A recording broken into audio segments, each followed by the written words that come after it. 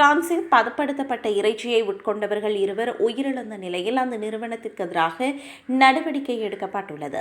மார்சே பகுதியில் ட்ரோம் அடெஸ் ட்ரெடி ஜோன் நிறுவனத்தின் இறைச்சி பொருட்களை உட்கொண்டவர்களுக்கு லிஸ்டீரியோசிஸ் பாதிப்பு ஏற்பட்டுள்ளது.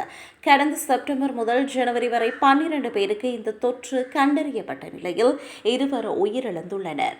உயிரிழந்த இருவரும் 75 வயதுக்கு மேற்பட்டவர்கள் என்றும் அவர்களுக்கு ஏற்கனவே உடல்நல குறைபாடுகள் இருந்ததாகவும் அதிகாரிகள் தெரிவித்தனர். பாதிக்கப்பட்ட 12 பேரில் 11 பேர் 65 வயதுக்கு மேற்பட்டவர்கள் என்பதுடன் அனைவரும் மருத்துவமனையில் அனுமதிக்கப்பட்டனர்.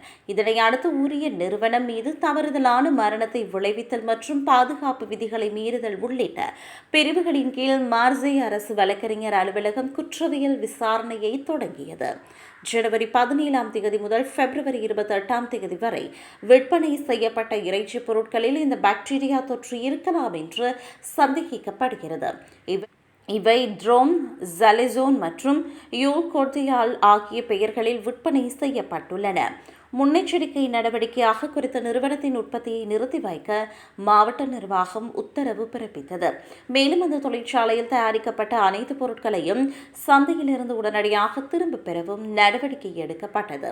லிஸ்டீரியா பாதிப்பு ஏற்பட்டால் காய்ச்சல், தலைவலி மற்றும் தசைப்பிடிப்பு போன்ற அறிகுறிகள் தோன்றும். எனவே குறிப்பிட்ட பிராண்ட் இறைச்சி பொருட்களை வாங்கியவர்கள் அவற்றை பயன்படுத்த வேண்டாம் என பிரான்ஸ் பொது சுகாதார நிறுவனம் எச்சரித்துள்ளது.